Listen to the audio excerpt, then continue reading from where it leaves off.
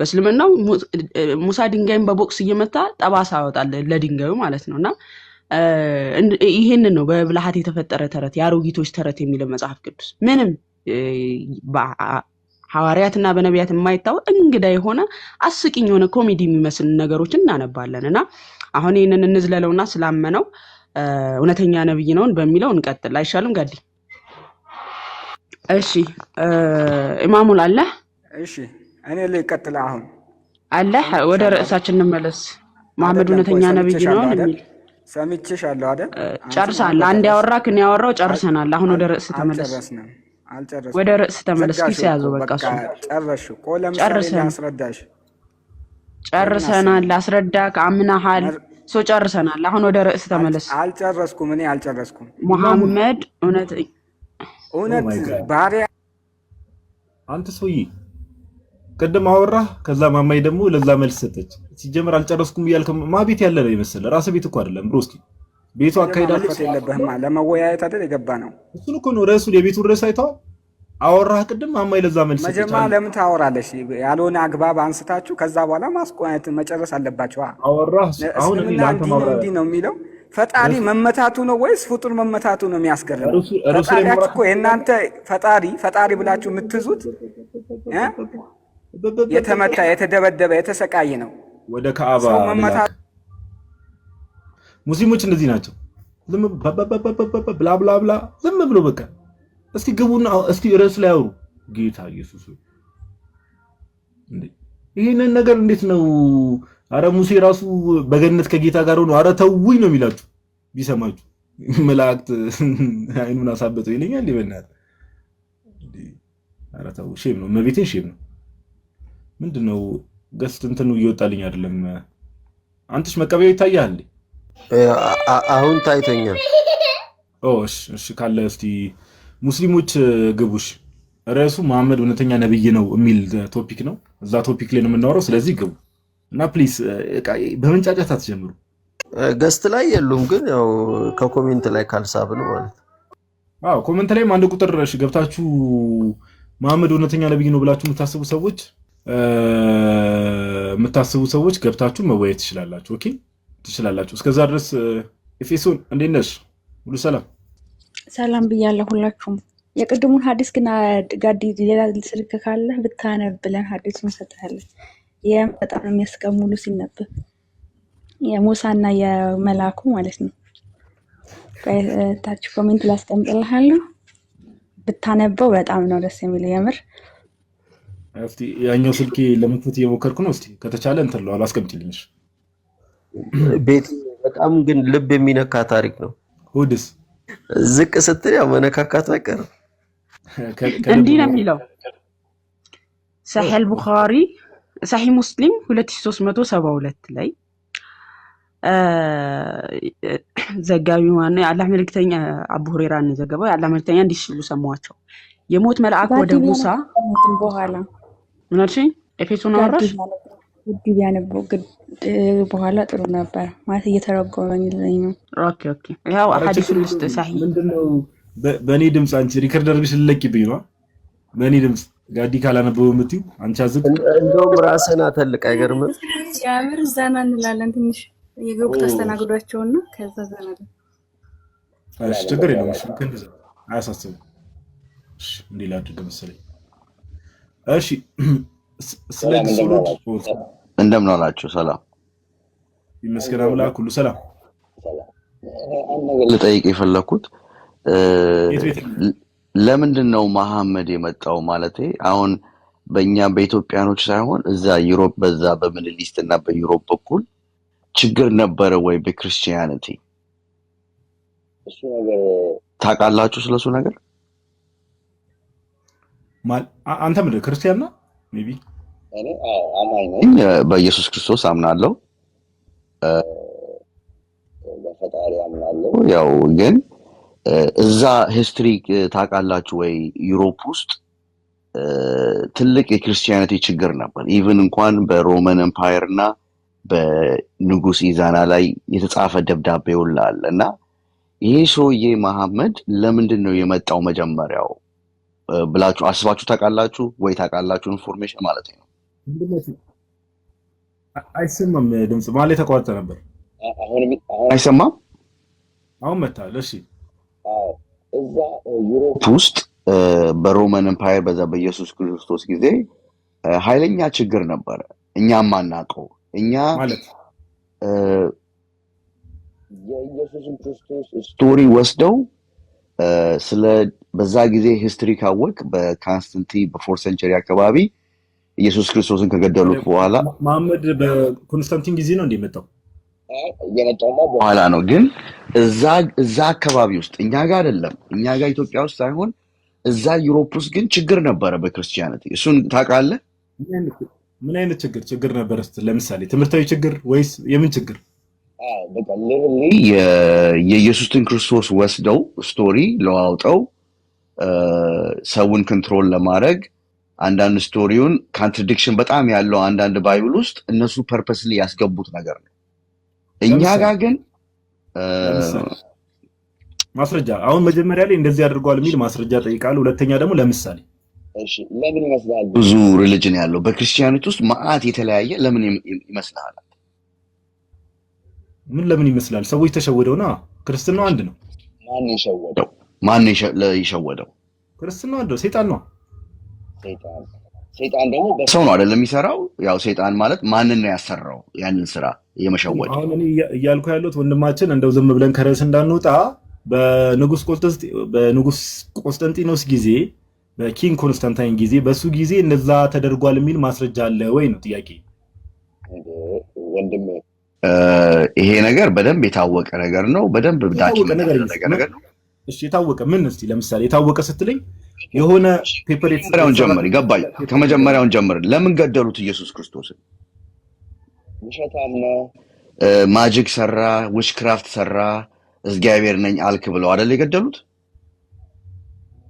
ወንድማችን ምንድነው ከኬስ ወዴት የምትሄዱ? አሁን የቀደሙን አንዴ እንጨርስና አራተኛ ክፍለ ዘመን ላይ ኪንግ ኮንስታንታይን ወይ ደግሞ በንጉስ ቆስጠንጢኖስ ጊዜ እንደዚህ አይነት ነገር ተደርጓል አልክ። ማስረጃ ብዬ ጠየቁ። ማስረጃ አለ? አሁን ካንተ ማስረጃ ስትጠይቀኝ አልተደረገም ምን እኮ የምትለኝ ነው? እንደዛ ነው የምትለኝ? አልተደረገም። አራተኛ ክፍለ ዘመን ላይ ተደርጓል እንደዚህ ተቀይሯል የምትል ከሆነ ማስረጃ ስጠኝ ነው። ኤቪደንሱ እኮ እስካሁን እስከ ካቶሊክ ቸርች ድረስ በሮማን ይሄ የምናየው ስንት ችግሮች እኮ እናውቀዋለን። አንተ እኔ ልትፈትነኝ ነው ወይስ አልተደረገም ነው የምትለኝ? እናውቀዋለን የምትለው አንተ ነው ወንድማችን። ማስረጃ ማቅረብ ማችል ከሆነ ወደ ካዕባ ልልክህ ነው። ማስረጃ አለ? ምንም ችግር የለም። እኔ የምጠይቅህ አንተ ማስረጃ የምትጠይቀኝ ስለማታውቅ ነው ወይስ ስለማታምን ነው? እሱን እኮ ነው። ቀላል ጥያቄ እኮ። ከዛ እኔ ያስረዳሃለሁ። ምን ችግር የለም። እኔ ልትፈትነኝ ነው ወይስ አንተ አታውቅም ይሄን ነገር? የጌታ ጸጋና ሰላም ካንተ ጋር ይሁን። ወደ ካዕባ ብቻ አይደለም ሐዋ ከሰማይ ስትወርድ ያረፈችው እንትን ነው ባንጋሊ ነው። ባንጋሊን ያረፈች ይላል እስልምና። ወደ ባንጋሊን የላክን ወንድማችን ሐዋ ከሰማይ ስትወርድ ባንጋሊ ያረፈች ይለናል እስልምና። እና ቁምጣ ይዘው ይሄድ እዛው ወንዙ ዳር ሐይቁ ዳር አካባቢ ዝናና ነው የምትይው? አዎ እንተባበሩ። ምንድን ነው የሚለን ወንድማችን? አልገባውም ራሱ ምን ለማለት እንደፈለገ ጋዲና። አሁን እሱ ምንድነው ክርስትናው ላይ የሆነ ነገር ተቀያይሯል ነው። ሰዎች የሆነ ነገር ስለቀያየሩ አራተኛው ክፍለ ዘመን አካባቢ ነው።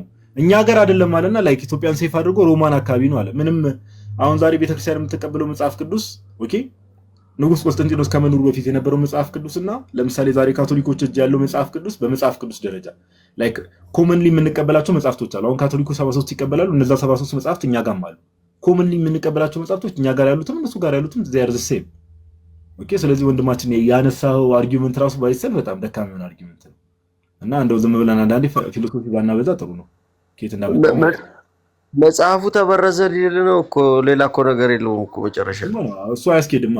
ትላልቅ ኮዴክሶች ኮዴክስ ሳይናቲከስ፣ ኮዴክስ ቫቲካነስ እነዚህ ኦልደስ የሚባሉት ኮዴክሶች ዛሬ ድረስ ቤተክርስቲያን ካላት መጽሐፍት ጋር እኛ ብቻ ሳንሆን ኢቭን ያው እውነትን እውነት ብለን ነው የምንናገረው። ካቶሊኮችም ዛሬ ከያዙት መጽሐፍ ጋር እንግዲህ ጥንታውያን የሚባሉት ጥደ ክታባት ዚያር ኮምፓተብል እና የዝም ብሎ ሰው እንዲያለ አሁን በእርግጥ ሙስሊሞችም እንደሚቀጥፉት ማለት ነው ኒቂያ ጉባኤ ላይ ነው ስላሴ የተፈጠረው አይነት ቅጥፈት ወይ ደግሞ ክርስቶስ አምላክ የተደረገው አይነት ቅጥፈቶች ያው በእስልምናውም ዘንድ የተለመደው እንደምታውቁትና ወንድማችንም ወደዛ ሊሄድ ፈልጎ መሰለኝ።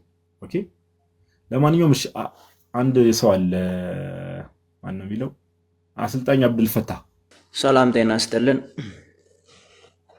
እግዚአብሔር ይመስገን። እንኳን ደህና መጣ። እንኳን ደህና ቆያችሁ። የቤቱን ርዕስ አይተዋል? አይቼዋለሁ። ሙሐመድ እውነተኛ ነብይ ነው የሚል ነው። ሙስሊም ነው? ኦኬ። እውነተኛ ነብይ ነው ብለህ ታምናለህ? አዎ አምናለሁ። ኦኬ። ለመሐመድ የተገለጠለት በመጀመሪያ ገና ከስር መሰረቱ እስቲ ከሪቪሌሽኑን ጀምርና ለመሐመድ የተገለጠለት የአምላክ መላኪውን ሰይጣኒውን በምን አወቅ? ምኑን የተገለጠለት? ያው እናንተ ጅብሪል ብላችሁ የምትጠሩት አካል ማለት ነው። ኦኬ። መገለጡን ይዞለት የመጣው እሱ ነው አይደለ? ጅብሪል አለይሂ ሰላም። ያ ተገለጠለት የተባለው አካል መላኪውን ሰይጣን በምን አወቅ? መላኪውን ሰይጣኒውን በምን አወቅ? እኔ ያው በቁርአን ላይ ተገልጾ ነው። ኦኬ። ያ መልአክ የተገለጠለት መልአክ መሐመድን ሲጨምቀው ነበር አይደል? በትክክል። ከዛ በፊት በብሉይ ኪዳን የትኛውም መልአክ በብሉይ ኪዳን እንግዲህ ያው በአይሁዶች ዘንድም በአይሁድ ትራዲሽንም መላእክት ለሰው ተገልጠው ሰውን ሲጨምቁ አንድ ጊዜ ጨምቆ ያውቃሉ? ስለ መጽሐፍ ቅዱስ እኔ ስለሱ ሳይሆን እንደኛ እንደ እስላም ስትመጣ ያው መላእክቶች ወደ ነቢያቶች ይመጣሉ። በብዙ አይነት ማለት በሰው ተመስለው ነው የሚመጡት ብዙ ጊዜ ማለት ነው። እኔ በሰው ስለሚመስላችሁ አይደለም። እስልምና የነቢያቱ ሃይማኖት ነው ይባላል አይደል? በትክክል።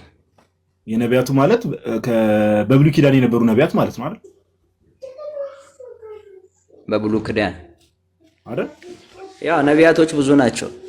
አዎ በብሉይ ኪዳን እንግዲህ ነቢያቶች እንግዲህ መላእክት የእግዚአብሔር መላእክት ወደ ነቢያቶች ሲሄዱ እንመለከታለን ብዙ ጊዜና አንድም ቦታ ለሳምፕል ያክል ነቢያት ወደ መላእክት ወደ ነቢያት ተልከው ሄደው መሐመድን እንደጨመቁት ረግጠው የጨመቀ መልአክ አለ በብሉይ ኪዳን? ኦኬ። ስለ መጽሐፍ ቅዱስ ነው የምጠይቀኝ? ስለ መጽሐፍ ቅዱስ አይደለም። የነቢያቱ ሃይማኖት ውስጥ ለየትኞቹ ነብይ ነው? የነ አብርሃም ኦኬ። ብሉይ ኪዳን ማለት መጽሐፍ ቅዱስ አይደል? አብርሃም ነብይ ነው አይደል? በእናንተ ኢብራሂም አለይሂ ሰላም ነብይ ነው። በትክክል። እሱ የአብርሃም ታሪክ ምን ላይ ነው የምታገኘው? አለ በቁርአን ላይ በቁርአን ውስጥ አለ። እሺ አንተ ይመስለኛል እንትን ላይ አንደርስታንድ እነዚህ የቶራ መጽሐፍትን ትቀበላለህ? አምስቱን የሙሴ መጽሐፍ? ቆይ አሁን አንተ ሙሐመድ አለይሂ ሰላም ያረጋገጣቸው መጽሐፍ ትክክለኛ ነብይ ስለመሆናቸው መረጃ ከኔ ትፈልጋለህ ነው ወይንስ ከአንተ መጽሐፍ ቅዱስ እንድነግርህ ነው የምፈልገው ነው ዋናው ጥያቄ። እኔ እያልኩ ያለሁት ጥያቄው እየጠየቀውም ደግሞ አንተ ነው የሚጠይቀህ እና አሁን አንተ ርዕስ ያስቀምጥከው እንደማመጥ ማነሽ ማማዬ አንዴ ቅድም የጠየቀህ ላይ ተመለስና ምንድነው ያለክ? ሙሐመድ ትክክለኛ ነብይ ነው ወይ ነው አይደለ ጥያቄው? አዎ ለሱ ምን ብሎ አቀረበልኝ? ከዛ ርዕስ ሳንወጣ ሙሐመድ ነብይ ነው መረጃ አስፈላጊ ከሆነ ከየትኛው ነው መረጃ የምፈልጉት ነው? እሺ አንዴ አዳምጥ። እሺ ቀጥል ጋር። እሺ ቆይ አይ ማስረጃ ወንድማችን አሁን ወደዚህ የመጣሁት ለምንድን ነው? ሜቢ ኖሃውም ከንግግር ስረዳ እዛ ኤሪያ ላይ ኖሌጅ ወይ ርዕሱን እንቀይረውና መላኢካ ቆይ ርዕሱን ቀይሩትና መላኢካ ለሰው ይመሰላል አይመሰልም ኦር ይጨምቃል አይጨምቅም በሚለው እንነጋገር። እኮ አይደለም ኢሹአችን ከመሐመድ በፊት ታዲያ ወደ ስለ ነብዩ እናውራ። በቃ ወደ ሌላ ለምን ትሄዳላችሁ? ሰማኝሽ። ከመሐመድ ውጪ መልአክ ለየትኛውም በእስልምናውም ተገልጦ ጨምቆ ያውቃል? ሰውን ለሰው ሲገለጥ ጨምቆ ያውቃል መሐመድ እንደጨመቀው? ይሄ በነቢያቶች ይሄ በነብዩ ሰለላሁ ዐለይሂ ወሰለም የተገደበ ነው። ሌሎችን ይጨምቃል አይጨምቅም የምንመጣበት ይሆናል። ነገር ግን በነብዩ ሰለላሁ ዐለይሂ ወሰለም ጊዜ ነብይነታቸውን ሊያበስራቸው መጥቷል፣ ይዟቸዋል። ለምንድን ፈርተው ደንግጠው ቤትም ሄደዋል፣ ተሸፋፍነውም ተኝተዋል። ለምንድን ይጨመቀው? እንግዳ ነገር ስለሆነ ማለት ነው። እሺ ለምንድን ይጨመቀው መሐመድ? ራሳቸው ከራሳቸው ወደ ልባቸው እንዲመለሱ ነው። ምንድነው የሚለውን ነገር እንዲያውቁ ነው። ፈጣሪ አላህ ለነብይነት እያጫቸው እንደሆነ መልእክት እያስተላለፈላቸው ነው። በዚህ መናገር አይችልም ነበረ። ለምን ጨመቀው ነው ጥያቄ። አይ አንዳንዴ እኮ አንተ የሆነ ነገር ለየት ያለ ነገር ሲሰማህ ራስን ማየት ማዳመጥ ትፈልጋለህ አይደል? ልክ እንደዛ እንዲያዳምጡ ነው ያደረጋቸው። እሺ ሊያስጨንቃቸው ተፈልጎ አይደለም። አዳምጦ ግን በምን አረጋገጠ? ካዳመጠ በኋላ በምን አረጋገጠ መልአክ መሆኑን? ተገለጠለት። በምን አረጋገጠ? ያ እንደዛ እንደውም እኮ ጅብሪል አለይሂ ሰላም በእኛ በሐዲስ እንደመጣው ጅብሪል ወደ ሰው ተመስሎ መጥቷል።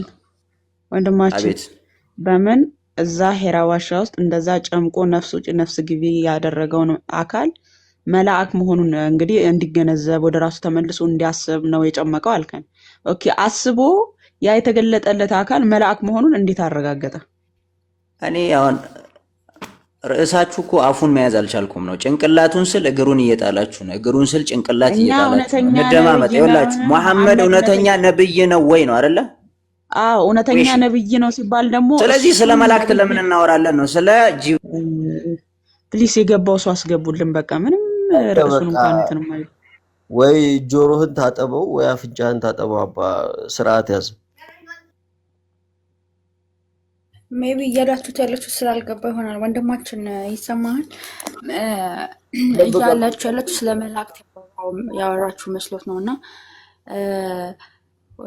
እያሉ ያሉት ወንድሜ እየሰማ ከሆነ የመሐመድ እውነተኛ ነብይነት የሚረጋግጠው የመጣለት አካል ራሱ ማነው የሚለው ላይ ነው። ገብቶሃል? መረጋገጥ ያለበት የመጣለት አካል የእሱ ማንነት ስናቅ ነው። ከዛ መሐመድ እውነተኛ ነብይነቱን የምናረጋግጠው ማለት ነው። የመጣለት አካል ምንድን ነው ያለው ወንድማችን ጋዲሳ? አስቀድሞ የነበሩት ነቢያት በመሐመድ መልኩ ሲገለጥላቸው መገለጥ ከተገለጠላቸው እንዲህ ተጨምቀው ነው ወይ መሐመድ በተጨመቀበት መንገድ ነው ተጨምቀው ነው ወይ መገለጥን የመጣላቸው ነው። ወጣ ራሱ ነው የወጣው። ማንም አልነካውም። ራሱ ነው የወጣ። አትሊስት ሐሳቡን የምትረዱ ሰዎች ግቡ። እኔ ከስር መሰረቱ ነው የመሐመድ ነብይነት ከስር መሰረቱ ማንም የላከውም አካል የለም። ከስር መሰረቱ የሚፈርሰው እዚህ ጋር ነው፣ ገና መገለጡ ላይ። ያ የተገለጠለት አካል ያው መጽሐፍ ቅዱስ እንደሚናገር ሰይጣን የብርሃንን መልአክ መስሎ በዛ ደረጃ በዛ ሌቭል ይገለጣል እንደተባለው የተገለጠው አካል ራሱ ጭራሽ መልአክ ነው ብለን አናምንም እኛ። ከስር መሰረቱ መልአክ ስንል ኦፍ ኮርስ ሰይጣንም መልአክ ተብሎ ይጠራል። የአምላክ መልአክ ነው ብለን አናምንም።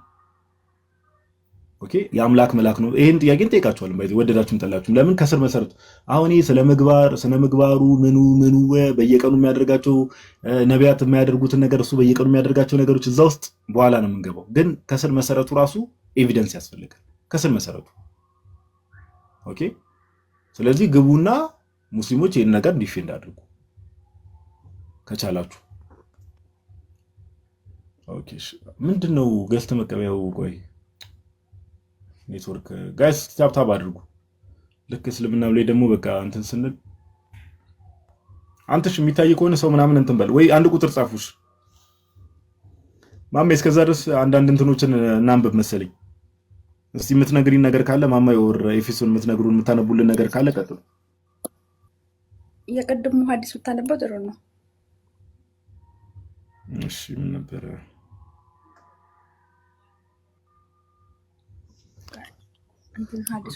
ቡኻሪ ነው ያልሽ?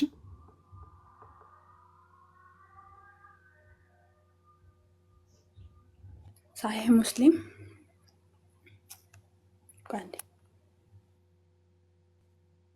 2372 ቢ ሳሂህ ሙስሊም 2372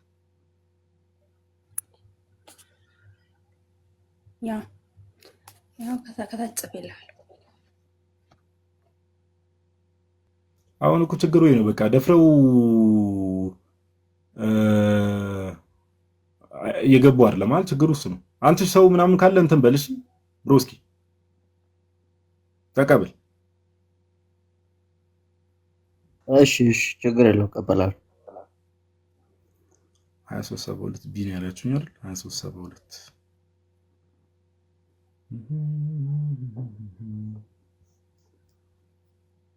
ያ እስከዛ ድረስ ዝም ከምንል እናወራና ያ ቀጥሉ። የሙሐመድ እኛ እውነተኛ ነብይ አይደለም የምንለው አንደኛ በአገላለጡ መጀመሪያ ጅማሬው ላይ ነው። እስልምና የሚመታውም እኛ ጥያቄ የምናነሳውም የሙሐመድን መገለጥ ላይ በጣም ጥያቄ አለን። ሙስሊሞች ግቡና ጥያቄያችንን እንደተቀበሉ እንፈልጋለን። መሐመድ እውነተኛ ነብይ አይደለም ሲባል ከአስቀድሞ ከነበሩት ነቢያቶች አመዛዝነን ነው። እውነተኛ ነብይ አይደለም። አስቀድሞም ጌታም ተናግሯል። በእርግጥ ሐሰተኞች ነቢያቶች እንደሚነሱ በዛ መካከል እሱም አንደኛ መሐመድ ነው። እንዲሁም ነቢያቶችም ተናግረዋል ማለት ነው።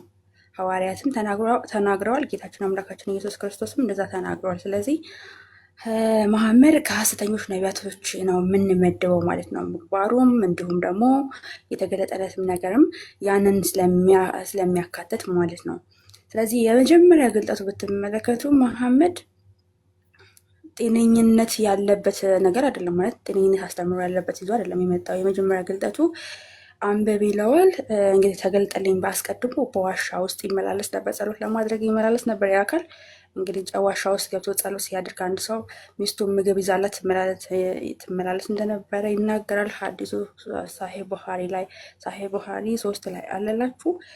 እና እንግዲህ በዛው ላይ መገለጥ መጣልኝ ብሎ የተገለጠለትን አካል እንኳን አያውቅም መሐመድ ማለት ነው።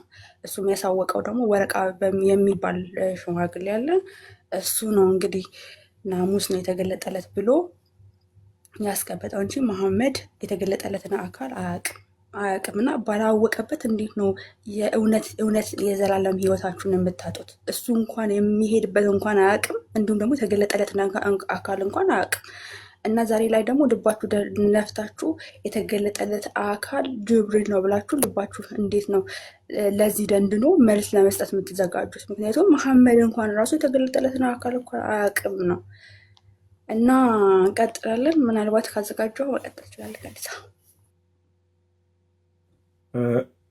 እሺ ቤትሻ ቴንክ ዩ። ያው አይ ጋይስ እየገቡም ስላልሆነ ለዛ ነው። እስቲ እሺ ላምብ ሳሂህ ሙስሊም 2372 ቢ ላይ እንዲህ ይላል።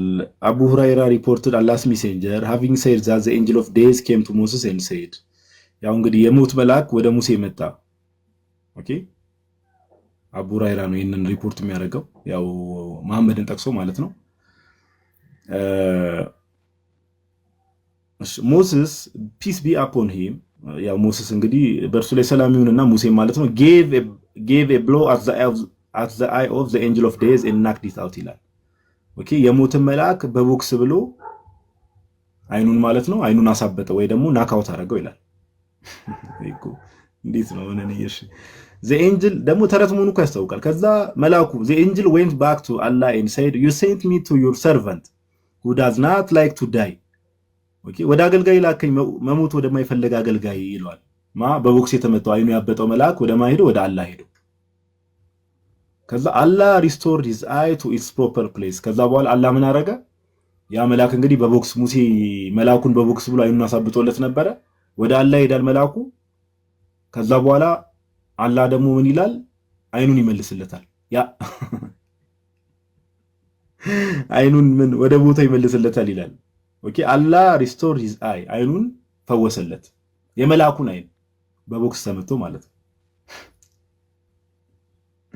and said go to my servant and say do you want life? ከዛ ወደ አገልጋይ ወደ ሙሴ ተመለስና መኖር ነው የምትፈልገው ብለህ ጠይቀው።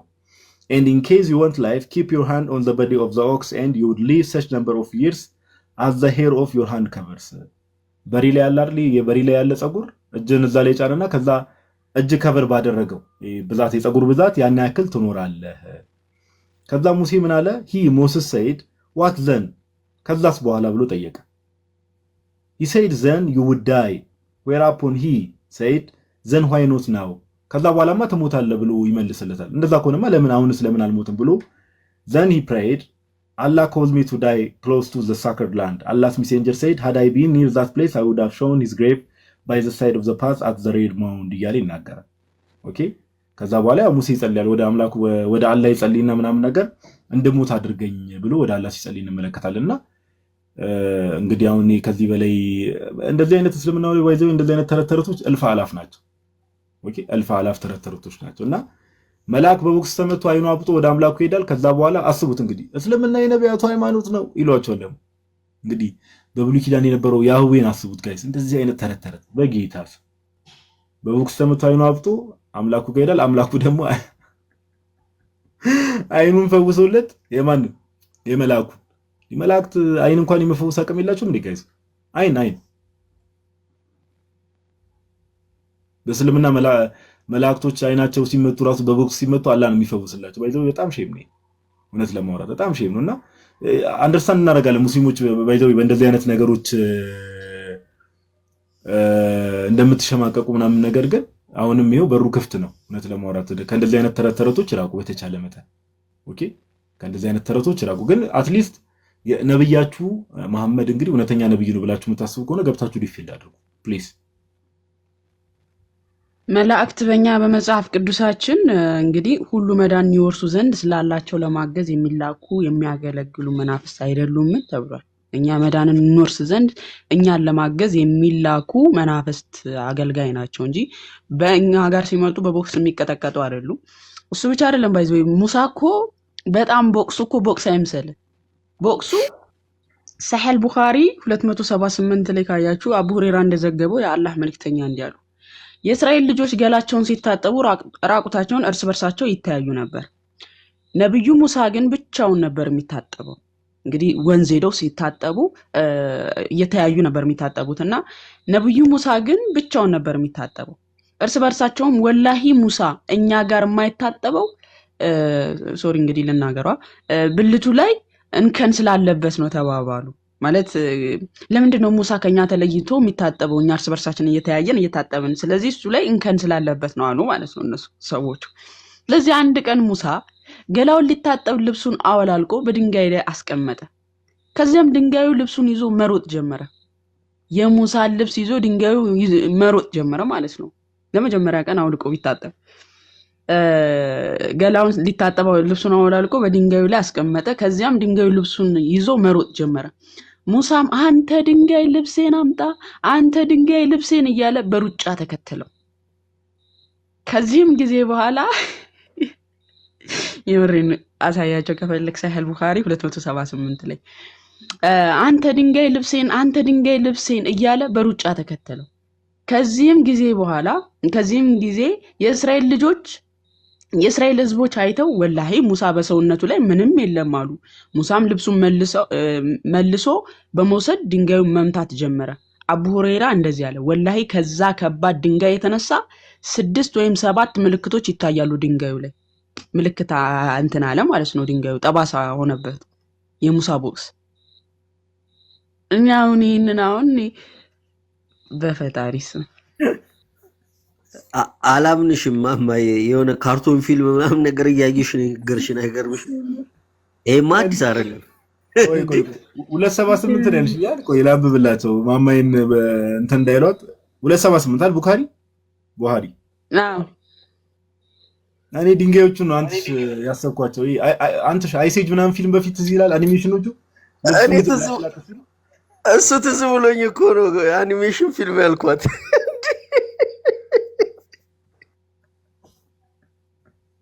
አረ ፒክሳር እንኳን ሰራም እኮ በእናትህ ፒክሳር አኒሜሽን የሚሰራው ካምፓኒ ናርመን የምትባይ ልጅ ስቤሻለሁ እስቲ ለምን ሙስሊሞች እስቲ ገብተሽ አስረጅነታችን ማማይን ከምሰርቢያ ኮሜንት ላይ ምን አልከኝ አንተሽ ቆይ ፒክሳርን አወቅኩ አይደለ እና አይሴጅን ማለት የሚሰራቸው ካምፓኒ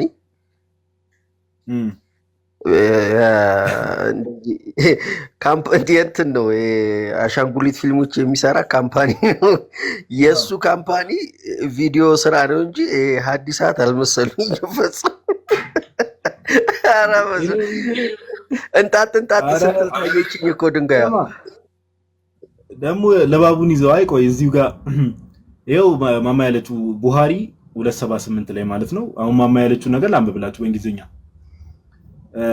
መጀመሪያ ግን ተረት አንተስ ተቀበለኝ የላም በረት ነው መሰረት ነው እንዴ እሺ የላም በረት የድንጋይ በረት ነው በቃ እሺ ናሬትድ አቡ ሁረይራ ይላል the prophet said the people of Bani Israel used to take baths naked all together looking at each other okay የእስራኤል ህዝቦች እንግዲህ ራቁታቸውን ነው ሻወር ይወስዱ የነበረው አሁን ማማ ያለችው ማለት ልድገምላችሁ the prophet Moses used to take a bath alone ሙሳ ብቻውን ነበር ሻወር የሚወስደው They said, by Allah, nothing prevents Moses from taking a bath with us except that he እሺ ማማ ይቀደም ያለችው ነገር ድገሙት ብቻ በቃ ከኛ ጋር መውሰድ የማይፈልገው ስላለበት ነው። So once Moses went out to take a bath and put his clothes over a stone and then that stone ran away with his clothes. ድንጋዩ ልብሱን ይዞ ሮጠ። ኧረ በእግዚአብሔር ስም እኔ ከሆነ እንደው ደግሞ ህዝበ እስራኤል ይላሉ። ኧረ እስራኤሎችን ተዋቸው፣ እመቤቴ እስራኤልን ተዋቸው።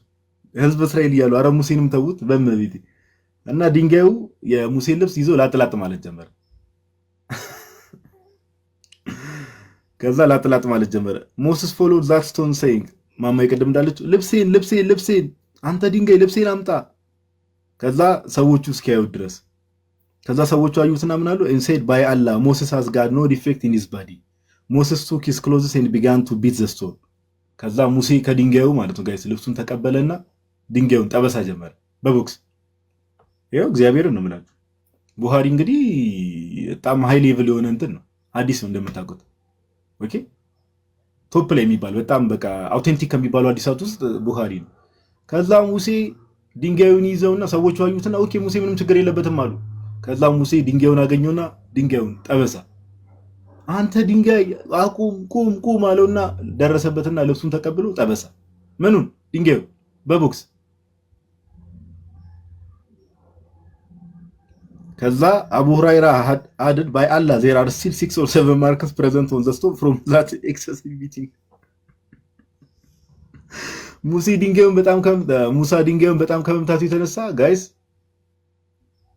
እዛ ድንጋይ ላይ 6 ነው 7 ጠባሳ ራሱ ነበር ሆኖበታል ድንጋዩ ላይ ማለት ነው። እኔ አሁን እንደው ጌታ ኢየሱስ ክርስቶስ እመቤቴን እምነት አልባ ብትሆኑ ይሻላል።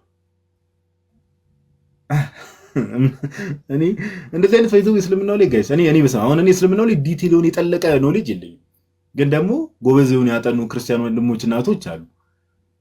በሰሙ ደግሞ ዝግንን ነው የሚላችሁ ጌታ ኢየሱስ ክርስቶስ ዝግንን ማለት ነው። እና ድንጋዩ ብቻ ያሳዝናል። ግን ድንጋዩ ልብሱን ይዞ ሮጠ። ከዛ በኋላ ድንጋዩ ተጠበሰ። ሙሳ ጠባሽ ነው በቃ ይፈሳፈሳል። መልአክ አይምር፣ የሞት መልአክ አይቀረው፣ ምን አይቀረው፣ በቦክስ አይን ያሳብጣል። ድንጋይ አይቀረው፣ በቦክስ አይን ያሳብጣልና ናርመን እስኪ ግቢ፣ በፍቅር እናውራሽ። እውነት ለማውራት ነይ እስኪ ግቢ። የምትሰሚው ነገር እሺ ታችሁን እሺ ችግር የለም አትስሚ። እና የምትሰሚያቸው ነገሮች እስቲ አስቢያቸው ከእንደዚህ አይነት ተረት ውጭ ፕሊዝ። ለናርመን አንድ ሐዲስ አንብብላት። ሱናን ኢብኑ ማጃ 1853ን እስቲ እስልምና ወደ እስልምና ሄደች ናት ነው ያልከው? አይዶ ነው እስቲ 1853ን እስቲ ኦኬ አይ አንብባ እስቲ እሱን ሐዲስ ተስማው ታብታብ እያደረገች ሱናን ኢብኑ ማጃ 1853 እኔ ራስ ቆይ ያሁኑን አንድ የቡኻሪ ንገሪኝ። ስክሪንሾት እያደረኩ እያስኳቸው ነው ለራሴ እፈልጋቸዋለሁ። 278 አልኩ አንዴ 278 ስሟ ናርመን ነው። ሙሳዊ ያገኘሽ ናርመን አንቺንም አይ ለናርመንም የሚያስፈልግ ሐዲስ አንብብላት። ሱናን ኢብኑ ማጃ 1853 ኧረ አይደለም ለሷ የሚያስፈልጋት ሳይሆን ማማ ሙሳዊ ያገኛት እሷ ራሱ ወዬ ነው የሚላት። ሙሳ በጣም ተደባዳቢ ነው። መልአክ አይቀረው ድንጋይ አይቀረው ሁሉንም ነው የሚደበደበው። ደሙ ብቻ አይደለም ስርዝ ድልዝ የሚያደርግሽ ሙሳ ራሱ። ይሄንን ድንጋይ ፈላጭ ቦክሰኛማ ኮብልስቶን ሰራተኛ ነው ማረግ።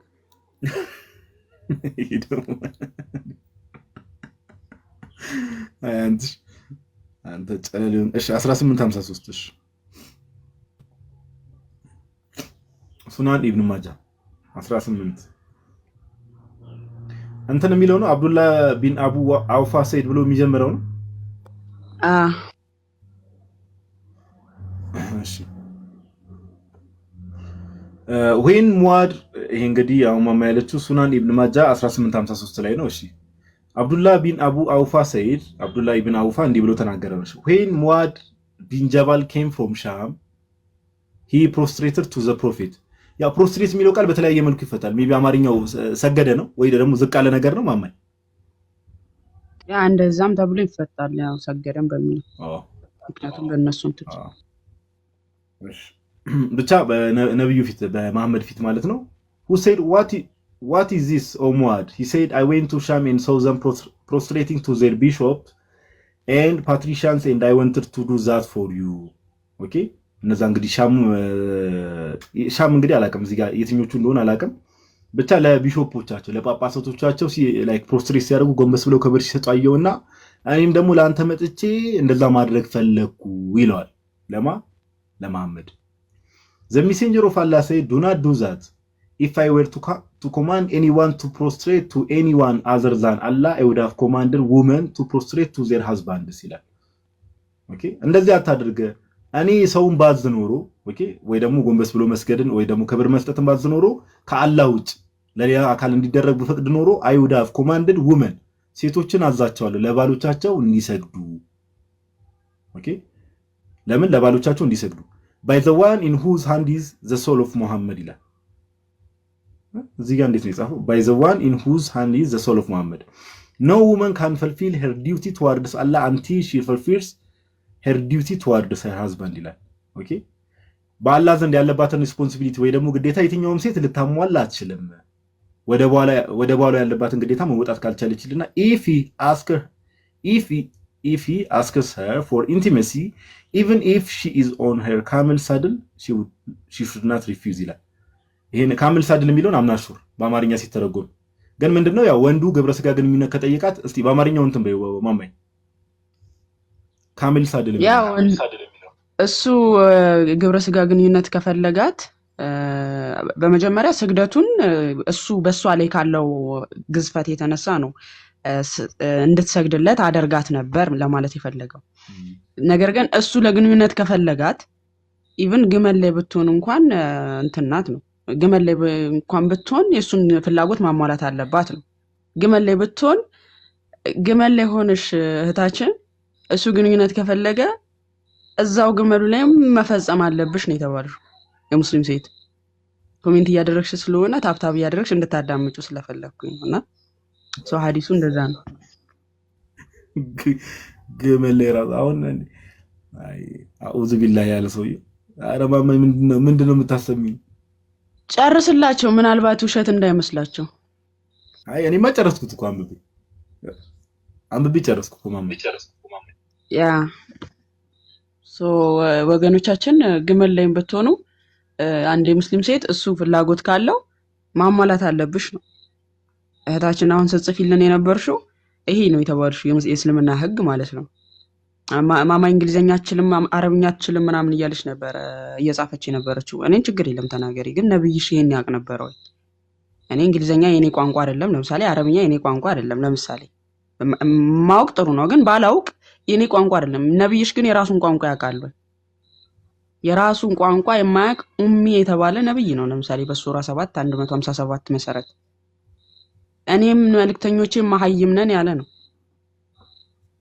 ኦኬ ስለዚህ ነብዩ ኡሚ ሆኖ እንዴት ነው አንቺ ሰውን እንዲህ ብለሽ ልትናገሪ እንስችል አቺው እሱን ታዩና ግን ይሄው እስልምናሽ የሚያዝሽ እንግዲህ ኮርቻ ላይ ብትሆኚ የግመል ኮርቻ ላይ ብትሆኚ እንኳን የባልሽን ፍላጎት አሟይ ነው የሚልሽ ይሄንን በነገራችን ላይ አይ አሁን በዚህ ዘመን እሺ ያኔ ግመል ከነበረ ስለዚህ በዚህ ዘመን ሳይክል ላይ ይቻላል ማለት ነው አረጋዲ አይ አንድ ተመልስልኛል ይሰማችኋል ተሰማል ወንድማችን አይ ያኔ ግመል ነበር አሁን ግመል ስለሌለ ብዙ ጋዲሳ ቆይ አንተ ተረጋጋ ለሐዲስ አንተ ራሱ ተረጋጋ ማን ነው በሰው ይልቅ ተረጋጋ ምንድነው እኛ ቋዲስ ያለበብን ያለ ነው ወንድማችን ችግር የለም አንቺ ሮጂ ቆይ አትንጫጩ ቀስ በቀስ እናወራለን አለው አስበላ ያራዳልች እሺ ፒስ ያራዳልች ነው ይሄን አዲስ ያመጣችሁ ማማዬ ናታ እኔ ነኝ ያመጣሁት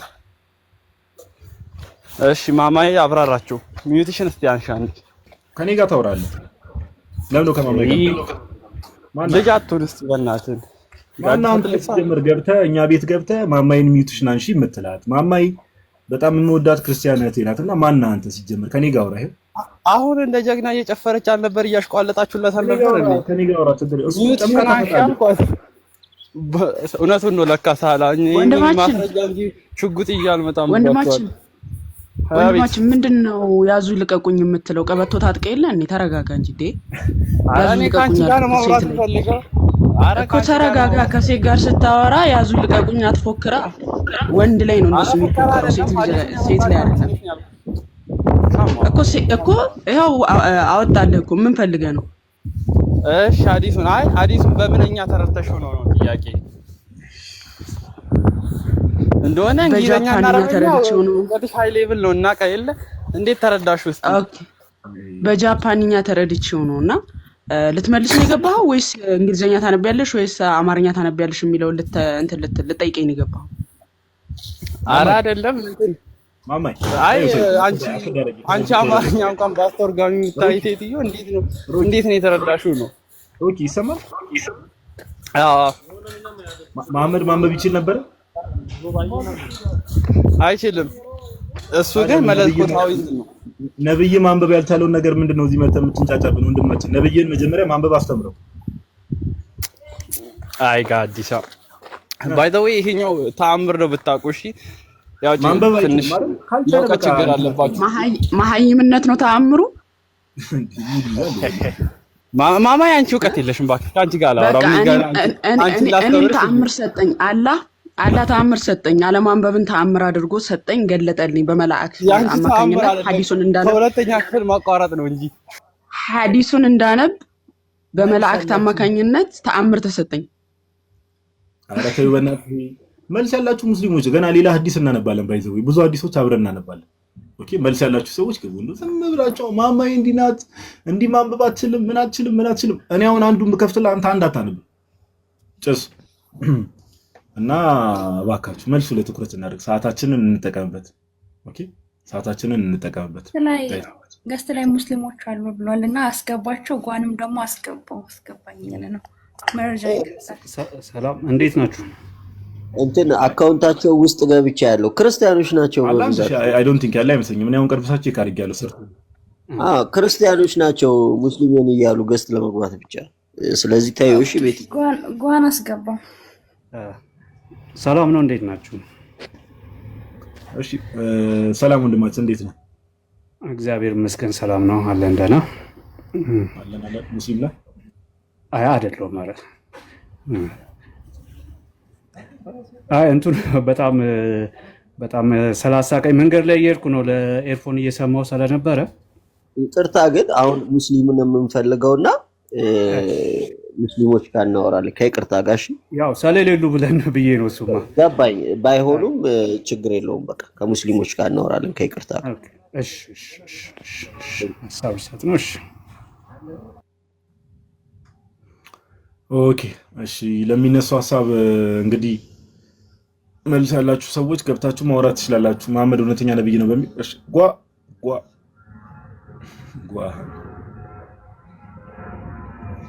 እንኳን ደህና መጣ። ቤት ያላችሁ ሰላም ብያለሁ። ጋድ እንዴት አለ? እንዴት ነህ? አማን ነው? ይመስገን። አለን። እሺ በቃ እስቲ ሌሎች የምናነባቸው እንደዚህ አዲሳት ካሉ እያነበብን እንቀጥል። ያው እየተነበበ ሲመጣ ራሳቸው እንትን እያሉ ይመጣሉ ይመስለኛል። ነገሩ እንደዛ ነው መሰለኝ ኢፌክቱ። እሺ መቀጠል ትችላላችሁ። ጓም ኦር ኤፌሶንም ሌላ የምታነቧቸው ነገሮች ከማምር ጋር በተገናኘ መስማት ያለብን ነገሮች ካሉ ይተንጎይ እንትን ጋዲ በዚህ አጋጣሚ አንዳንድ ፌሚኒሞች የሆነ ክርስትናን የሚያነሱት ጥያቄ አለ። ለምሳሌ ክርስትና ላይ ሳይሆን የሴት ልጅ ጥቃት ላይ ማለት ነው። ምሳሌ ማንሳታቸው ምናምን አሪፍ ሆኖ ግን ይህ ክርስትናው ላይ ብቻ ያውጠነጠነ ሀሳብ ሲያነሱ እንመለከታለን። ምንድነው አንድ ሴት ልጅ በትዳር ውስጥ ሆና ወንድ ልጅ ሳትፈልግ ቢገናኛት እንደደፈራት ነው ብለዋል። እና ይህን ነገር ለምንድነው እስልምናው ላይ ያልዳሰሱት? እምቢ ካለች መላኢካ ይረግማታል የሚለውን አስተምሮ እንዴት አይተውት ነው? እሱ ከፈለገ ግመል ላይ እንኳን ብትሆን የግመል ኮርቻ ላይ ብትሆን እንኳን የእሱን ፍላጎት ታሟላ የሚለውን ነገር እንዴት አይተውት ነው? ቆይ የምሬ ነው ማለት እስልምናውን ስለፈሩት ነው መዳሰስ የማይፈልጉት ወይስ ምንድን ነው? ያው አንዳንዴ ከእንትን አንጻር ነው ያው ክርስትናው እኮ ባይዘው ያው የክርስቶስ ኢየሱስ ሰዎች የክርስቶስ ኢየሱስ ተከታይ ሲሆኑ ብዙ ጊዜ እንደምታዩ ክርስትናው ቅድም እንዳልሽው ነው። አሁን ቅድም ማነው ወሂድ አለ አይደል ሲቀጥፍ እንደነበረው ጣቱን ቆርጠው አሁን ኡጋንዳ ነው ያለው ምናምን እያለ እንደሚቀባጥረው ውሸት ክርስቲያኑ እንደዛ አይደለም። ላይክ አሁን እንደው ሚዲያው ላይ ምናምን ንቅናቄዎች አሉ እንዴት ክርስትናን በዚህ ደረጃ ምናምን የሚሉ ሰዎች ጋር ንቅናቄዎች አሉ እንጂ ሰው ክርስትና አታክ ቢደረግ ምን ቢደረግ ምናምን ነገር ክርስትናው ያው ይሄ ከስር መሰረቱ ፕሪንሲፕሉ ራሱ አለ አይደለ እምነትን ረጋ ባለ መልኩ ዲፌንድ የማድረግ ነገር ነው እንጂ በአመጽ ዲፌንድ የማድረግ ነገር ክርስትናው ጋር የለም እንደምናውቀው። ከዛ የተነሳ አንዳንዴ መናናቅም የሚያመጣው ችግር መሰለኝ እንጂ ሁለተኛ ደግሞ ያለማወቅም ይሆናል የእውቀት ማነስም ሊሆን ይችላል። ከዛ ባለፈ ደግሞ ያው ብዙ ሰዎች አሁን እስልምና ላይ የሆነ ነገር ካነሱ ኦር የሆነ ነገር ሚዲያ ላይ እንደዚህ ትላልቅ ሚዲያዎች ላይ የሆነ ነገር ቢናገሩ የሆነ ነገር ያጋጥመናል ብሎ የመፍራት ነገር አለ። ክርስትናው ላይ ግን ምንም ቢናገሩ ማንም ምንም አያደርገንም የሚል አይነት ማይንድ ሴት አለ። ኦፍ ኮርስ ክርስትናው ራሱ እኛ ሰዎችን ማረድ ሆነ መግደል ምናምን የሚባል ነገር ጌታችን ኢየሱስ ክርስቶስ በፕሪንሲፕል ደረጃ ራሱ ሰዎችን ቀኝን ለሚመታ ግራ ስጥ መዋደድንና ነገሮችን በፍቅር ማድረግ ነው ጌታችን ኢየሱስ ያስተማረን። ግን በዛኛው ሳይድ ያለው ነገር ስንመለከት ደግሞ የምናውቀው ነገር ያለ ነው። ኦኬ በመልኩ ሰዎችን አታክ እንደሚያደርጉ ያለውን ፋክት እናውቃለን። ከዛ አንፃርም ከዛ ባለፈ ከእውቀት ማነስም ሊሆን ይችላል። አሁን ሜቢ ራሳቸውን ፌሚኒስት ነን ብለው ዋሽ የሚያደርጉ ሰዎች እስልምናው ላይ ያለውን እንደዚህ ዲቴል ትምህርት እውቀት አላቸው የሚለው ነገር እኔ አምናሹ አላቸው ብዬ አላስብም። ቢኖራቸውም ካላቸውም ደግሞ እንዳልኩሽ ይህን ነገር የመፍራት ነገር ይኖራል። ያው እንዳልኩሽ ከሴኩሪቲ አንፃር ማለት ነው እና እንደዛ ይመስለኛል ማማይ። ያ እሱ ከተነሳ ግን ጠቅላላ ሙስሊም ወንድ ደፋሪ ነው የሚለውን ያስይዛል ማለት ነው። ምክንያቱም እምቢ ካለች በመላይካ ሲያስረግማት አድሮ ይሄ ደፍሯል እንጂ በትክክል። እሺ የገባ ሙስሊም አለ። ኦኬ እሺ ኤምቢሲ 3 እንደ ፕሮፋይል አለ እንዴ ዛሬ ኤምቢሲ 3 ቻናሉ ራሱ አለ። እሺ እንኳን ዶት ሰላም ነው እንዴ ነው እንደማለት ሰላም ነው ጋዲስ አለን ይመስላል። ሁሉ ሰላም እንትን ሐዲሱን እንድታሳየኝ ፈልጌ ነበር። አዎ የትኛው የገመሉን ነው? አዎ ይታያል ወንድማችን? አዎ ይታያል። ምኑን ነው? ይሄው ሱናን ኢብኑ ማጃ 1853 ከላይ ጀምሮ ቀደም ስናነብ የነበረው ከዚህ ጀምሮ ያለው ማለት ነው። ይሄ ቀደም መጨረሻ ላይ ገመል ምናምን የተባለው እዚህ ላይ ነው። ይሄው no woman can fulfill her duty towards Allah until she fulfills her duty towards her husband ካለ በኋላ if he asks her for intimacy ማለት ያው ሴክሹዋል ኢንተርኮርስ ነው። even if she is on her camel saddle she should not refuse ገመል ላይ ብትሆን ራሱ እምቢ ልትል አይገባትም። ወንድ ልጅ ሴክሹዋል ኢንተርኮርስ ወይ ደግሞ ግብረ ስጋ ግንኙነት ላይ ከፈለገ ወር ከጠየቃት እያለ ይናገራል። ያው ሱናን ኢብኑ ማጃ 1853። እሺ ግን ባለቤቷ መሆን አለበት አይደለ? አዎ እሱማ ባለው ሀዝባንድ ይላል እኮ። ግን እንደው ሎጂክ እሺ እኔ በዚህ አንፃር ላይ አይ ባል ሚስቱን እንደው ገመል ላይ እንዴት ነው ይሄን ሐሳቡን ራሱ እንዳሳብ ተቀበለዋል? እንደው አሁን አንተ አግብተሃል? አይ አላገባውም። ግን እንደው ሎጂካል ሰው ሆነ ስታስበው ይሄ ንግግርም ሆነ አገላለጽ ሴት ልጅ የሚጨቁ ነው ብላ ታስብ ብዬ አላስብም። ስለዚህ ሴት ልጅ ገመል ላይም ሆና የትም ቦታ ሆና ባል ከፈለገ እሺ ማለት አለባት ነው ሐሳብ አንተ ማለት እዛው ላይ አሁን ለምሳሌ ግመል ላይ መሆን ግዴታው አይደለም አይደለ? ምን አልከኝ ወንድማችን? ግመል ላይ መሆኑ ግዴታ አይደለም አይደል? እኔ ጋር ብቻ ነው የተቋረጠው ጋይስ? ነው ትሰማለህ? ጋዲ ያንተ ነው የተቋረጠው። ማማይ ቦታ ሊቀይርላት ፈልገው ነው መሰለኝ። ፍላጎቱ ካለው የሱን ፍላጎት ታሟላ ነው። አንተ ለምሳሌ እንደው በሞራል እንኳን አንድ ሴት ልጅ ግመል ላይ ሆና የወንዱን ፍላጎት ለማሟላት በዛ ላይ ግንኙነት እንዲያደርጋት መፍቀዱ የሴት ልጅ ጭቆናን በራሱ አያሳይም ወይ? የእሷን ያለችበትን ሁኔታ ራሱ የማይረዳ ወንዱ ብቻ ስሜቱ እንትን ካለ የእሱን ስሜት ብቻ ማረጋጋት እንዳለባት እንጂ ስለሷ ስሜት ምንም እንደማይጨነቅ ነው የሚያመለክተው። እና ይሄ ትክክል ነው ብለህ ታስባለህ? በነገራችን ላይ ግመል ላይ ብቻ አይደለም ጃሚዓ ተርሚዚያ 1160 ላይ ሊጥ እያቀጠነች ከሆነ ሊጧን ትታ ወደ እሱ ትሄድ እሱ ፍላጎት ካለው ነው ያለው መሐመድ። ምድጃ ውስጥ ካለች ራሱ ምድጃዋን ትታ ቶሎ ብላ ወደ እሱ ትሄድ ነው እየተባለ ያለውና ይሄ ነገር ትክክል ነው ወይ ማለት እሷ ፍላጎት ሳይኖራት እሱ ስለፈለገ ብቻ ሊጥ ላይም ሊጥ እያቀጠነች ከሆነ ለምሳሌ ሳሂህ ሙስሊም 1403 ማየት እኮ ነው።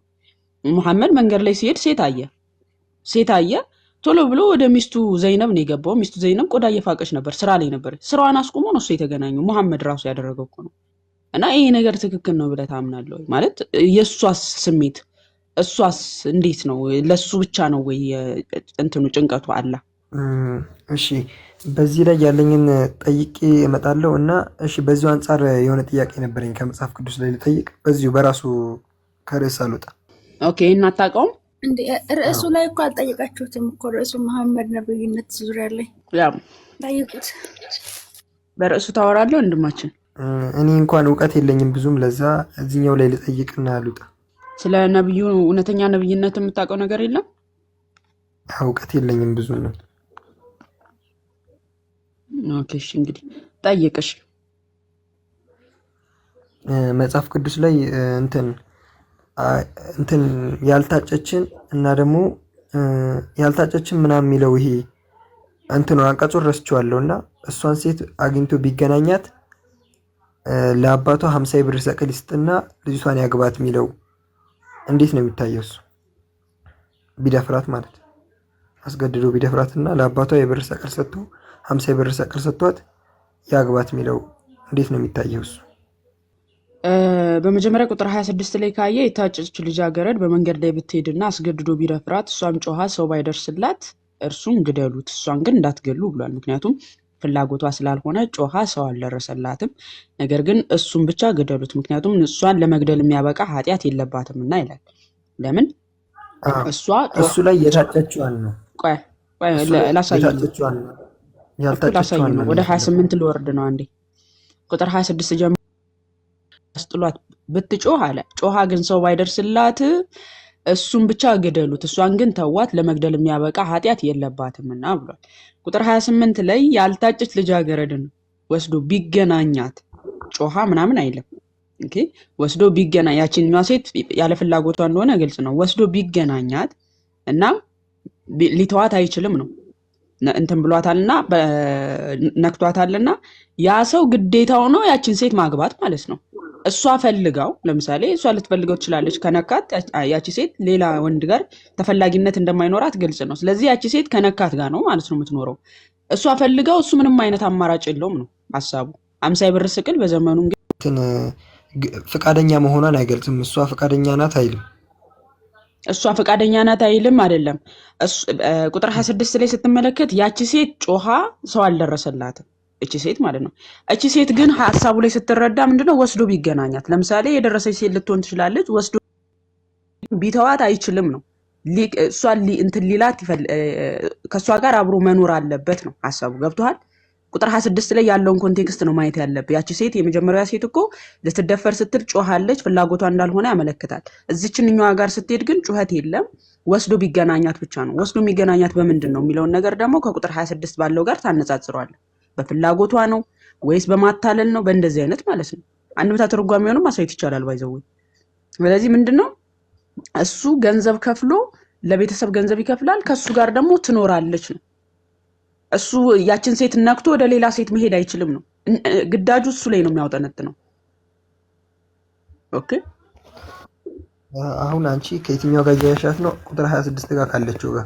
ቁጥር 26 ላይ ያለችዋ በመጀመሪያም ደረጃ እሷ የታጨች የሆነች ሴትን ነው የሚለው አይደለ? አዎ የታጨች ሴት ጮሃለች። አዎ እሷ የታጨች ስለመደፈሯ እንጂ ስለታጨች ስላልታጨች አይደለም። አይ ቆይ እንዴት ነው ማገናኛቸው? እስቲ እንዴት ነው ማገናኛቸው? ማገናኛቸውን አብረን እሺ። ስለታጨች ስላልታጨች ቢሆን ኖሮ የታጨችዋን ብሎ አይገልጻትም ነበር። በቃ ጮሃለች ብቻ በሚለው ያረጋግጥልን ነበር። ነገር ግን እዚህ ይሞከርባት ግን ምን ብላለች? ጮሃለች የመጀመሪያዋ ሴት። ሁለተኛዋ ግን ጮኸች የሚል አታገኝም። ኦኬ ስለ ጮኸች ሰው ስላልደረሰላት ፍላጎቷ ስላልሆነ ማለት ነው። ፍላጎቷ ስላልሆነ ጮሃ ሰው ስላልደረሰላት እሷን ተውና እሱን ግደሉ ነው ያለው በሙሴ ሕግ መሰረት ማለት ነው። አሁን 28 ላይ ያለችው እሷን ፈቃደኛ ሆና ነው ማለት ነው እያልሽኝ ነው? የምትረዳው እሱ ነው። ምክንያቱም ምንድነው ጮሃ ሰው አልደረሰላትም ምናምን አይደለም የሚለው። እቺ ሴት ተደፈረች ወስዶ ቢገናኛት ነው ያለው። እዛኛው ላይ ግን አስገድዶ ቢደፍራት እሷም ጮሃ ሰው ባይደርስላት አላየ የሷ ፍላጎት ያልሆነ ነገር ነው እየነገረን ያለው። ከዛ እሷ ጮሃ ደግሞ ሰው አልደረሰላትም። ፍላጎቷ ስላልሆነ እሷን ተታችሁ እሱን ግደሉ ነው። እዚህኛው ጋር ስትመጣ ግን ወስዶ የሚገናኛት እንዴት ነው? እንደ ህጉ ከሆነ ደፋሪ እሱ ሊገደል ይገባዋል ነው የተባለው። ያው ቁጥር 26 ላይ እኮ ነገረክ፣ ከደፈራት ይገደል ተባለ። እሷ ሳትፈልግ ስለሆነ ህጉን እዛው ጋር ነገረ። ግን እዚህ ጋር ስትመለከት ምንድነው ወስዶ የሚገናኛት እንዴት ነው? ጮሃ ሰው ስላልደረሰላት ይላል እንደ ቁጥር 26 አይልም። ስለዚህ ከምን አንጻር ነው የሚለውን እዛው አውዱ ላይ ደግሞ መረዳት እንችላለን ማለት ነው። ከቁጥር 26ኛው ጋር ካለችው ሴት ጋር ማነጻጸር ነው ማለት ነው። አንድምታውም ትርጓሜ እንደዚህ ማለት ትርጓሜ ላይ ወንድማችን ማማይ በቃ ለክርክር እኮ አይደለም ማለት ጥያቄ ጠይቃል፣ ትክክለኛ መልሱን ሰጥታለች። በቃ ግዴታ እንትን ማለት የለብህም። ግልጽ ነው። በቃ አውዱ ኮንቴክስቱ ጠብቆ ነው የሚፈታው፣ ከላይና ከታች ያለው። ኦኬ ለክርክር አይደለም። ጥያቄ አለኝ ብላ ጥያቄው ኦልሬዲ ተመልሶላል። በቃ በእስልምና ግን የደፈረ እንዴት እንደሚቀጣ ላሳየን። አንገቷን ወደ እንትን ውስጥ ቀብሮ እንዴት እንደሚቀጣ ታውቃለህ? ያመነዘረች ሴት አመንዝራለች። ኦኬ አመንዝራለች ለማለት ምን አይነት ምስክር መምጣት አለበት በእስልምናው? ለምሳሌ ይሄ ሰው አንድ ሰው ሊሆን ይችላል ሊያያት ቶሎ ብሎ ህጉ ይሰጠዋል አይደለ? በእስልምናውስ ለምሳሌ ስታመነዝር ከተያዘች አንድ ሴት ምስክሩ እንዴት ነው? 3 ሰው ማየት አለበት። 4 ሰው 3 ሰው ነው 4 ሰው 3 ሰው በስነ ስርዓት በግልጽ ማየት አለበት። አንዷን ለምን ቀነስካት? 4 ነው የሚለው። 4ቱ እንዴት ነው የሚያዩት? ለምሳሌ እስኪ አስፋኝ ጋዲ አንዴ አስፋኝ ጋዲ አይሰም እሺ አለክ ወንድማችን አለክ ሚዩት አድርጓ ወጣ መሰለኝ። ያው ቀጥይ አንቺ ሀሳቡን ይይዝበት እንዲህ ቀጥይ አላለም ይይዝበት ሀሳቡ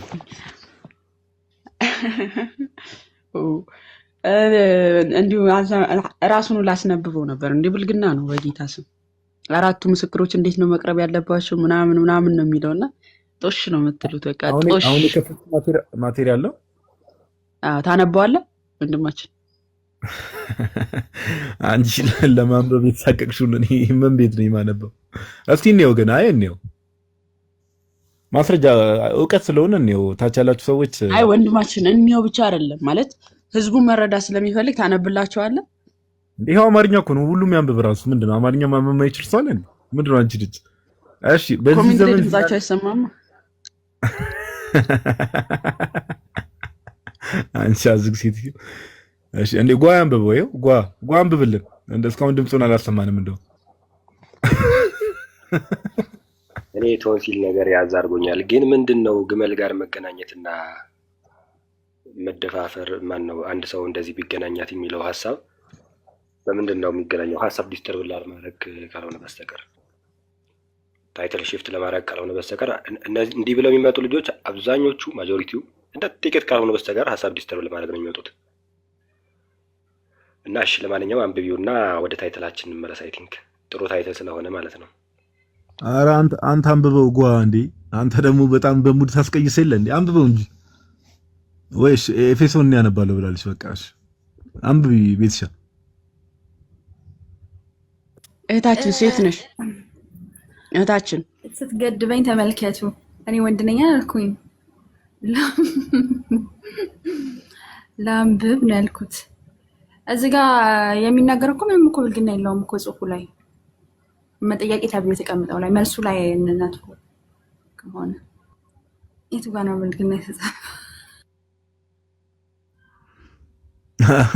ፈራሽ አንቺ። በቃ ተውሽ። 4 ምስክርነት። ቆይ በቃ ታንብበው ማማይ፣ ችግር የለውም አንብቢው ቤትሻ እንስማኛ። እሺ የምስክሮቹ ምስክርነት የሚል ነው እዚህ ጋር አንደኛው አይደለ? አንደኛው ፓርት ላይ።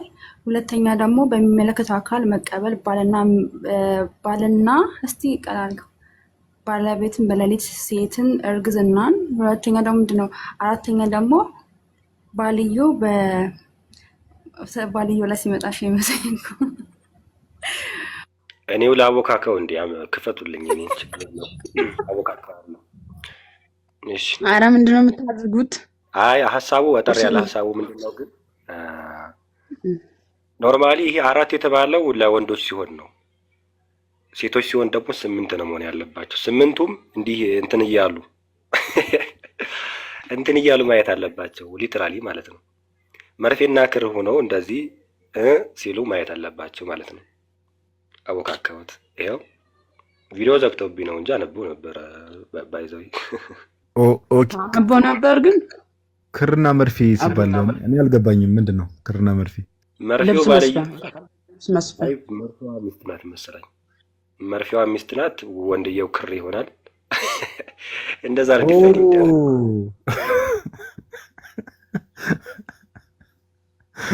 ኧረ ክርና መርፌ እንኳን ፎጣ ለብሰው ወይ ብርድ ልብስ ለብሰው አብረው ቢተኙ እንኳን እንትን አይባልም፣ አይፈረድም። ተኝተው እያዩአቸው ወደ አልጋ ቤት እየገቡ እያዩአቸው ምናምን እንዲህ መርፌና ክር ካልሆኑ ወይ ደግሞ ጀስት ብልቱን ከብልቷ ሲከት ካላየ እንደዛ ነገር ካልሆነ ምስክርነቱ ወበከንቱ ነው ማለት ነው፣ ወይ ደግሞ አይፈረድም። ሴቶች ሲሆኑ ደግሞ ሴቶች 4 ቢሆነው 4 ነው ቢመሰክሩ ሴቶች አይተው ማለት ነው 4 ሴቶች ቢመሰክሩ ጥቅም የለውም። 8 መሆን አለባቸው። ምክንያቱም የአንድ ወንድ ምስክርነት ከስንት ሴት ምስክርነት እኩል ነው? ከ2 ሴት ምስክርነት እኩል ነው። ስለዚህ 8 ሰዎች መርፌና ክር ሲሆኑ ወይም ሲያስገባ ማየት አለባቸው። ታሳይ እንደዛ ነው። እኔ ኦኬ ጥያቄ ነበረኝ ግን እሺ በቃ አሁን 600 ምናምን ሰው ስላለ ፊት ለፊት መጠየቅ የሚደብር ነው። አይ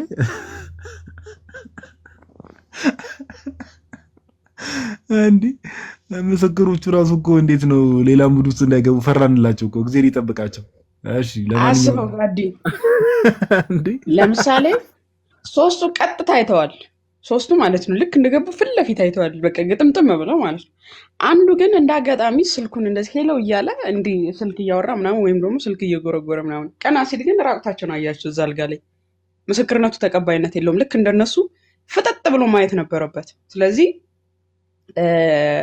ያ ሊያስመሰክር ያመጣው ሰውዬ መስካሪዎቹ በሙሉ 4ቱም 80 ግርፋት ይገረፋሉ ማለት ነው። ትክክል ስላላዩ በሱራ 24 ቁጥር 3 ላይ ምስክርነታቸው ተቀባይነት የሌላቸውን 80 ግርፋት ግረፏቸው ብሏል አላህ። 80 ግርፋት ይለጠለጣል ማለት ነው። ይሄ ሰው ፈጠጥ ብሎ ስላላዩ ይለጠለጣል። ደስ የሚል ቃል ነው። ኧረ ማማዬ አንቺ ተመጣጣኝ ሰውዬ። እሺ አይ አሁን እንደው ምስክሮቹንም ውስዋስ ውስጥ የሚከት ነገር ነው። እግዚአብሔር ይጠብቃችሁ የሙስሊም ምስክሮች። ለማንኛውም እሺ የምታሳየን ነገር ካለ እስቲ አንተ ደግሞ የምታሳየን ነገር ካለ ከዚህ ከመሐመድ ጋር በተገናኘ ወደ አንተ እንምጣ። ሜቢ የምትችል ከሆነ የሚመች ቦታ ካለ ማለት ነው። እሺ የመሐመድ እውነተኛ ነብይነት ጋር ነው አይ ቲንክ ታይተላችሁና ሙስሊሞች ካላችሁ ከነዚህ ነገሮች አንፃር እንዴት መሐመድን እንዴት ነው ነብይ ብለን የምንቀበለው? ወይ ደግሞ ለምሳሌ ኢቭን ይሄንን ነገር ራሱ ላሳያችሁና መሐመድን ነብይ ብላችሁ የምታመጡትን መስፈርት ሰሟን ነብይ ነኝ ብሎ ቢመጣ ላትቀበሉበት የሚችሉበት ምክንያት ምንድን ነው የሚለውን ራሱ እንደው ብታሳዩን ደስ ይለኛል። የመጀመሪያው ነጥብ አንድ ነብይ ለመባል የሚናገራቸው ትንቢቶች እውነተኛ መሆን አለባቸው ነው። የቅጥፈት ነገር ወይም ደግሞ የተሳሳተ ሁለት የተቃረነ ነገር መናገር የለበትም። ምንድነው ማድረግ ያለበት? ተመሳሳይ የሆነ አንድ ነገር ላይ ቢያንስ ተመሳሳይ የሆነ ነገር መናገር አለበት አንድ ነብይ። መሐመድ ስለ አንድ ነገር ትንቢት ተናገርኩኝ ብሎ 2 የተሳሳቱ ነገሮችን ተናግሯል፣ ቀጥፏል። አሁን መሐመድ 2 የተሳሳቱ ነገሮች የሚጋጩ ነገሮችን ትንቢት ብሎ ከተናገረ እንዴት ነው ነብይ ብለን ልንቀበለው የምንችለው? ማስረጃ ካላችሁ ኑና እናሳያችኋለን። 2 የሚቃረኑ ነገሮችን አንድ ነገር ላይ ለምሳሌ ስለ ጋዲ እኔ ትንቢት ብናገር ጋዲ እንዲህ ይሆናል እና ጋዲ እንዲህ አይሆንም፣ ወደ ግራም ወደ ቀኝም ማለት ነው። ልክ እንደዚህ ብሎ መሐመድ የሚቃረኑ 2 አይነት የሚቃረኑ ሐሳቦችን ተናግሯል። እንዲህ የሚቃረን ሐሳብ ብትንትን የወጣውን ምንድነው የተቃረነ ሐሳብ የሚናገር ትንቢት ብሎ የሚናገርን አካል ትንቢት እያለ የሚናገርን አካል እንዴት ነው ነብይ ብላችሁ የምትቀበሉት? የመጀመሪያው ሐሰተኛ ትንቢትን ተናግሯል ነው፣ የሚጋጭ ትንቢትን ተናግሯል። ሁለተኛው መሐመድ አጋንንት አለበት ራሱም ተናግሯል። እኔ አጋንንት አለብኝ ብሏል። ጂኒ ዴቭል አለብኝ ብሎ ተናግሯል እሱ ራሱ። እንዲያውም ከመሬምና ከኢሳ ውጪ እንዳለ ሁሉም ጂኒያም ነው ብሎ ተናግሯል። ኢቭን እናንተ ራሱ አለባችሁ። እና እንዴት ነው አጋንንት ያለበትን ሰው ክፉ መንፈስ ያለበትን ሰው ነብይ ብላችሁ መናገር የምትችሉት? እንዴት ነው?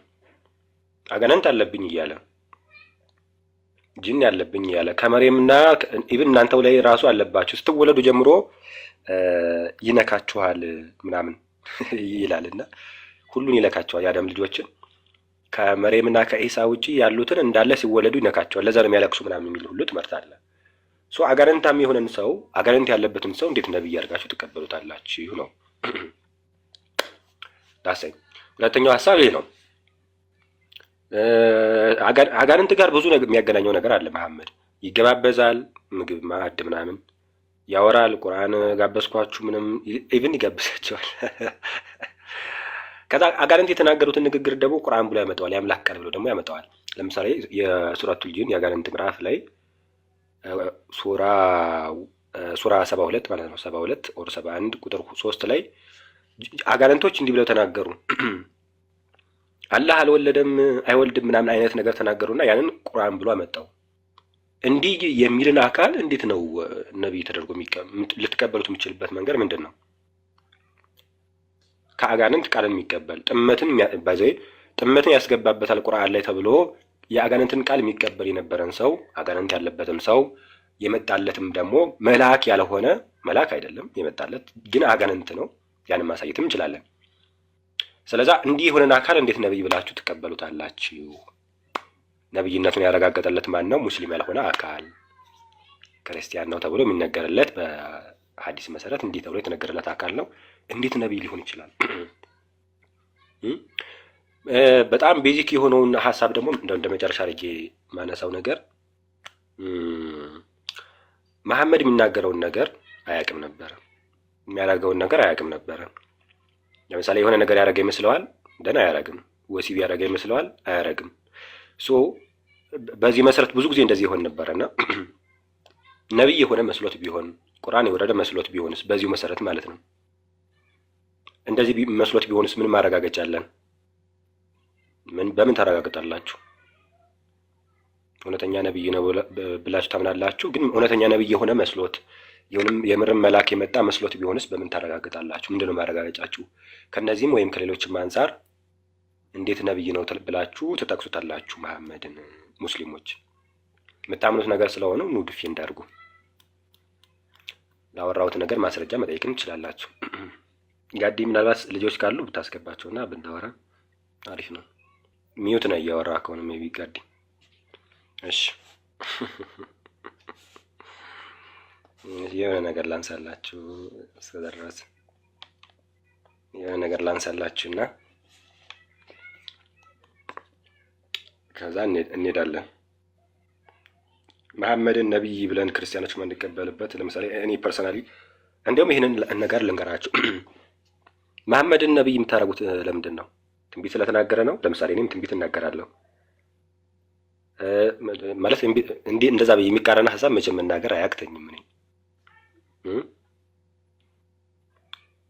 ሶ መሐመድ ላይ መሐመድን መለኪያ ነው የነብይነት መለኪያ አድርጋችሁ የምትመዝኑበት መንገድ እነዛ ነገሮች እኔ ላይ አታጡትም እያንዳንዱን ነገር እና ለምንድን ነው እኔን ራሱ እንትን ምንድን ነው እሱ ነብይ አድርጋችሁ ማትቀበሉ? ለምንድን ነው